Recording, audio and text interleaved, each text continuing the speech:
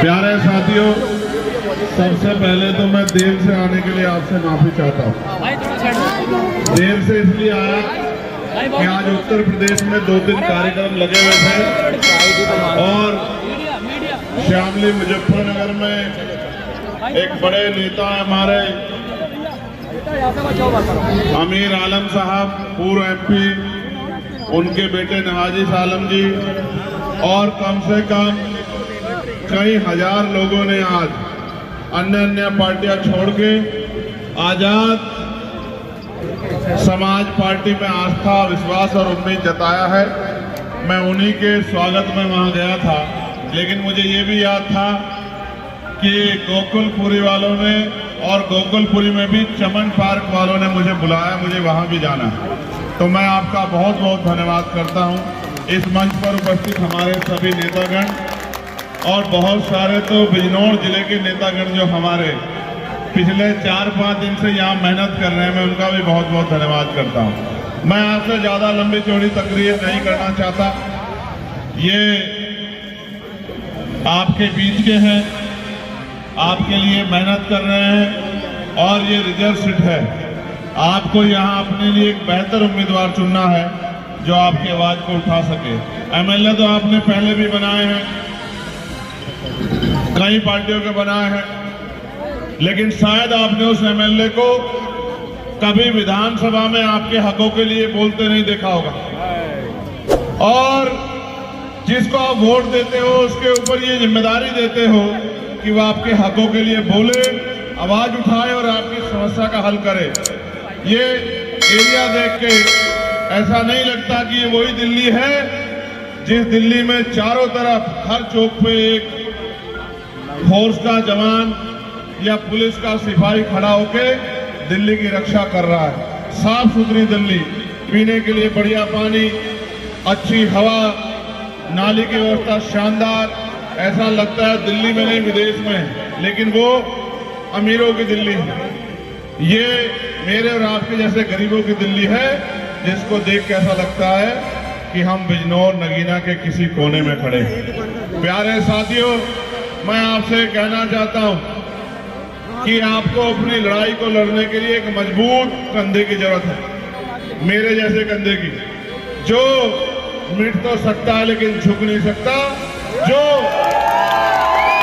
कितना भी जालिम क्यों ना हो सामने, उसके सामने रुक नहीं सकता, झुक नहीं सकता, थक नहीं सकता, और जब तक लड़ाई को अंजाम तक ना पहुंचा दे तब तक चैन से सो नहीं सकता। ऐसे सिपाही की आपको जरूरत है। मैं आपको विश्वास से कहता हूं कि अरविंद कुमार जी के पीछे मैं, हमारी पार्टी, हमारे संगठन का एक आदमी खड़ा है।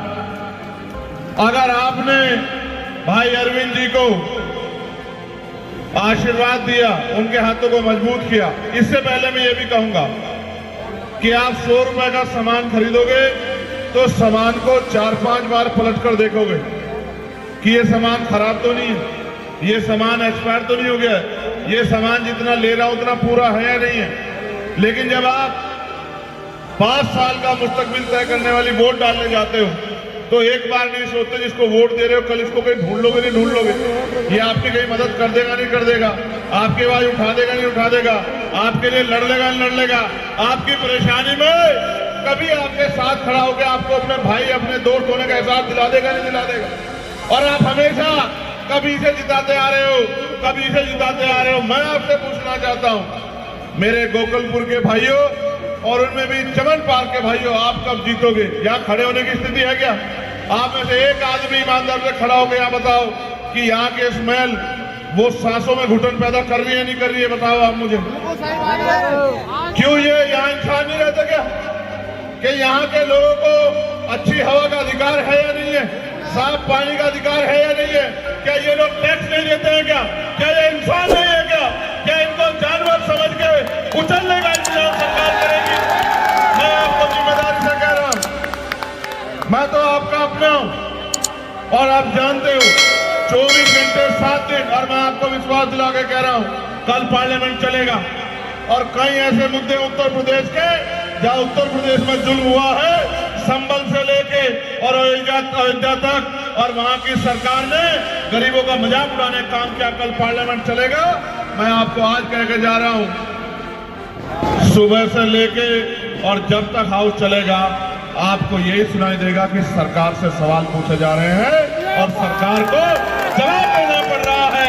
चुप्पी नहीं होगी पार्लियामेंट में। कल मैं आपसे जवाब देता हूं, आपने मुझे वोट दिए, मैं जानता था जो जिनकी वोट वहां नहीं है वो यहाँ प्रार्थना दुआ कर रहे थे, फोन करके कह रहे थे नगीना में, नेटौर में, नूरपुर में, धामपुर में, किरतपुर में, नजीबाबाद में, शेरकोट में खड़े होकर यहाँ से फोन करके कह रहे थे कि चंद्रशेखर हमारा भाई है, उसको वोट देना।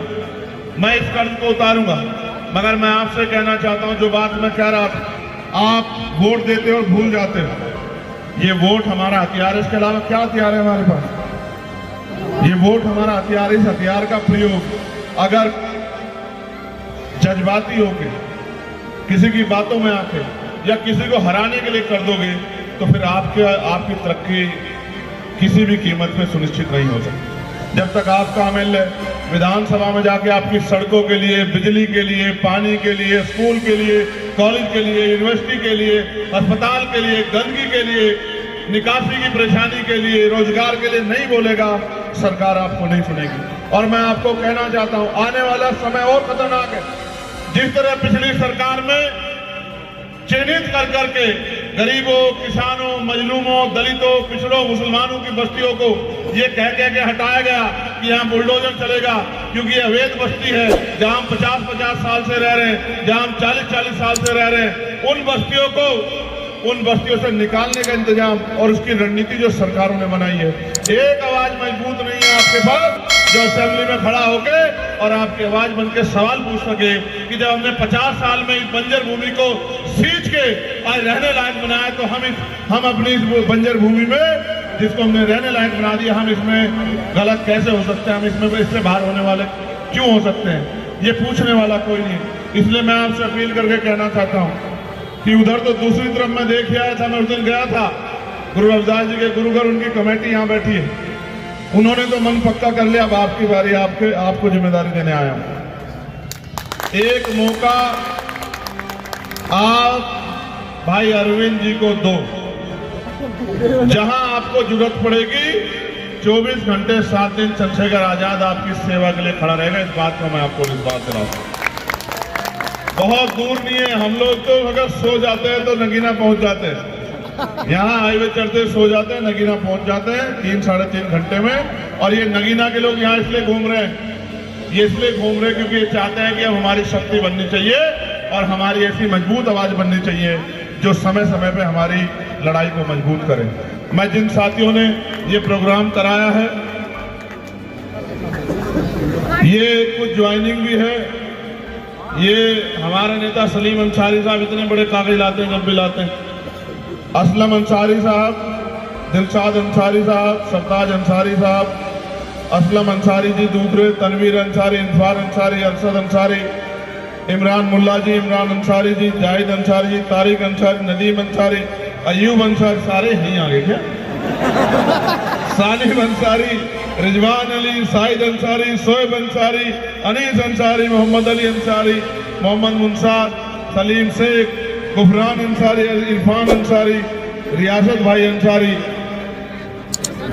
रईस प्रधान जी, परवेज कटारिया जी, मोइनुद्दीन सैफी जी, आसिफ मलिक जी, नईम मलिक जी, जिसान मलिक जी, अरशद मलिक जी, सलाउद्दीन मलिक जी, इरफान अंसारी जी, दिलशाद कुरैशी, सदाकत अंसारी, सोनू अलवी साहब, उवैस इकबाल जी, जमील मलिक, साकिब मलिक, शोएब मलिक, दिनेश, दानिश मलिक, फरदीन मलिक, जुनेद मलिक, आप सबका मैं बहुत बहुत धन्यवाद करता हूँ। और आपको एक ही विश्वास दिला सकता हूँ, आप जानते हैं मेरे किरदार को, क्या कभी किसी पर जुल्म हुआ तो चंद्रशेखर ने पीछे लाइन में खड़े होकर इंतजार किया, आगे बढ़ के सामना किया? आप बताओ ईमानदार से, पूरे जिम्मेदार के बताओ, सामना किया या पीछे खड़े होकर इंतजार किया? बताओ।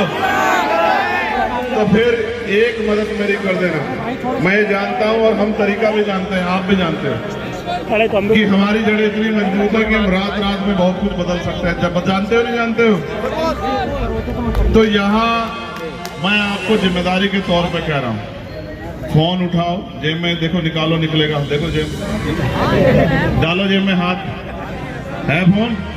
इस फोन में नंबर होंगे नहीं होंगे गोकुलपुरी के? एक फोन भाई 8 घंटे हम लोग अपना घर चलाने के लिए मेहनत करते नहीं करते हैं? इज्जत की जिंदगी जीने के लिए, अधिकार के साथ जिंदगी जीने के लिए, अपनी लड़ाई लड़ने के लिए, 5 साल के लिए अपना भविष्य तय करने के लिए, क्या हम आने वाले 2-3 दिन 1 घंटा फोन भी यूज नहीं कर सकते? क्या अपना कर सकते? नहीं कर सकते?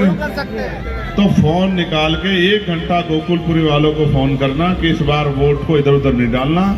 इस बार क्या है हमारा निशान? इनको पूछ रहा हूँ, क्या है निशान? क्या है निशान? नहीं, ये केतली कहाँ है? वो केतली दिखाओ। ये केतली है ना, सारी सरकार देख ली, अब की बात देख ली। ये केतली नहीं, अलादीन का चिराग है। क्या है देखो, ये बताओ। हमने मोदी जी से केतली छीन ली है, अब जब केतली नहीं होगी तो चाय पिला के जनता का बेवकूफ भी नहीं बना पाएंगे। ठीक है, अभी केतली छीनी, आगे चाय वाला कारोबार भी खत्म कर देंगे। ठीक है, फिर ये काम भी हम पे ही रहेगा, तो जनता का नुकसान भी नहीं कर पाएंगे। एक बात और कह दी, सुनो, ये भाजपा के लोग कह रहे हैं 500 रुपए का सिलेंडर देंगे, कह रहे नहीं कह रहे? और ये कह रहे हैं कि भाई हम 2500 रुपए महिलाओं को भी देंगे, कह रहे हैं ना? मैंने इनसे अभी पूछा, 15 लाख भी नहीं आए।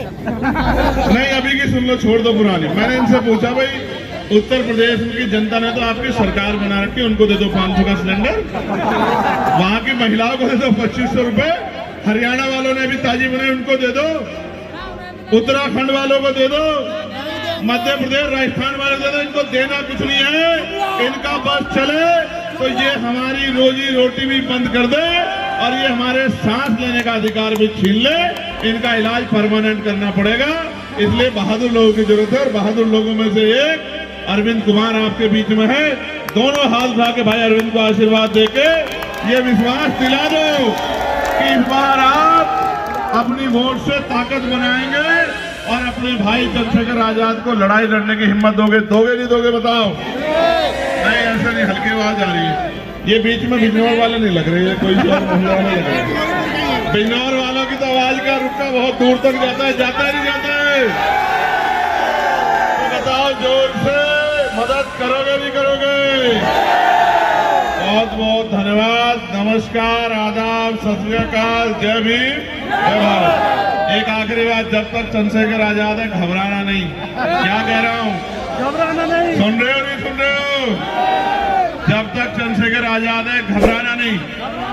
अब एक पार्लियामेंट में मैं प्रधानमंत्री जी को बताऊंगा कि ये जो कर रहे हो ना पूरा साजिश, यूसीसी, वक्फ बोर्ड, इसका जवाब हम चुनाव के बाद सड़कों के माध्यम से देंगे। प्रधानमंत्री जी, हम लोग चुप बैठने वाले नहीं है, मेरी बात को याद रखना। आप वहां बहुमत में हैं, आप वहां बहुमत में, सड़कों पे बहुमत में हैं। जिस तरह हमने एनआरसी में आपको जवाब दिया था, हम यूसीसी और वक्फ पे भी जो है सड़क पे आपको जवाब देके बताएंगे कि हम में कितनी हिम्मत है, हम अपनी लड़ाई को कैसे लड़ सकते हैं। बहुत बहुत धन्यवाद, आप सभी का आभार।